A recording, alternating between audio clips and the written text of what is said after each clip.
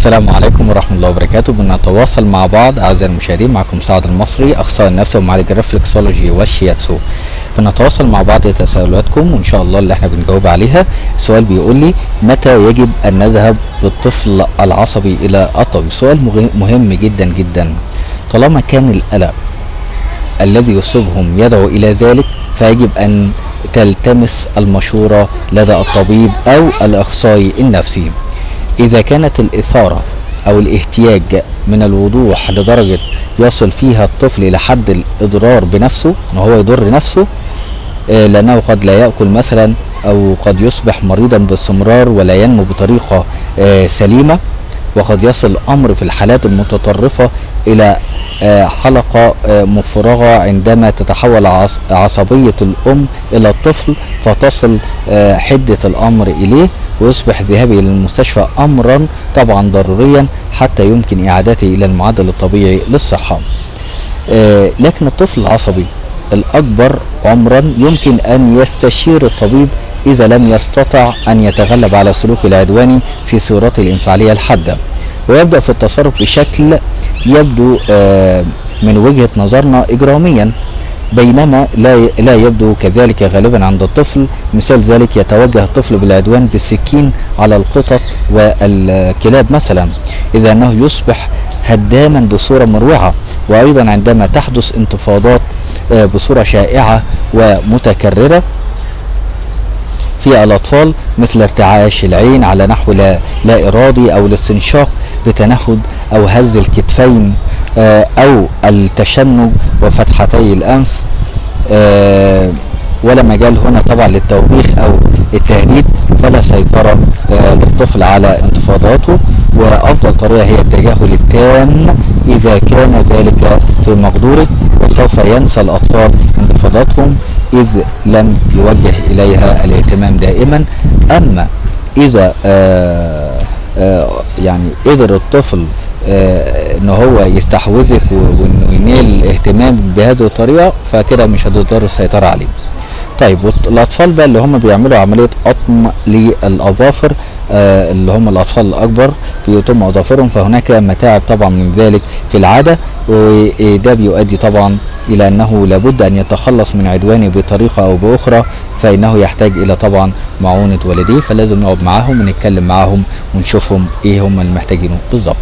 طيب سؤال تاني بيقول لي ما المشكلة التي يعاني منها الطفل الوحيد؟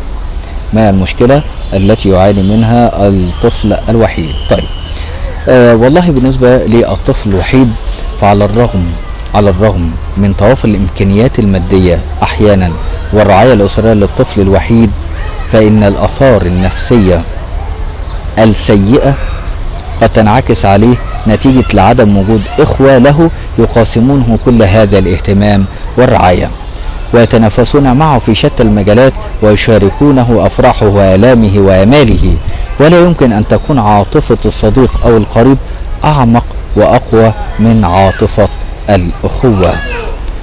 فصلة الرحم رابطة لا تنفصل مهما حدث من خلافات ومنازعات سطحية سرعان ما تنتهي، وتظهر على الطفل الوحيد أعراض الأنانية وحب الذات والميول النرجسية في مرحلة مبكرة من العمر.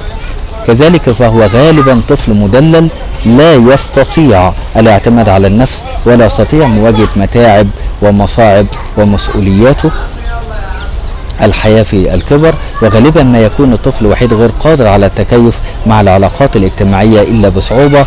كذلك فهو يريد أن يأخذ أكثر من قدرته على العطاء، وتسيطر على شخصيته نزعة حب السيطرة والتملك، وهو طفل قلق بطبعه يستعجل الأمور ويحكم على المواقف بسرعة ودون تفهم وعلى مستوى شخصي، وهو يتعجل الحصول على المكسب والمتعة دون استعداد للتضحية.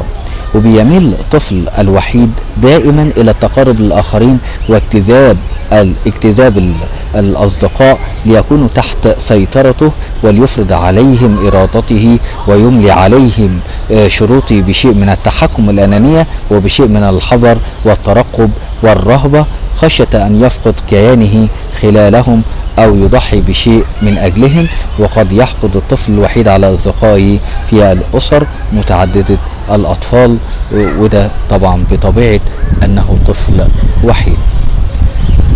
كان معكم سعد المصري معالج الرفلكسولوجي والشياتسو أخصائي النفسي. نتواصل مع بعض عشان نجاوب على بقية الأسئلة. والسؤال اللي هيجي في الحلقة اللي جاية بيقول لي: هل يعيش والد الطفل الوحيد حياة أسرية أسعد حالا من التي يحياها أولئك الذين أنجبوا العديد من الأبناء؟ تابعوا معايا الحلقة اللي جاية.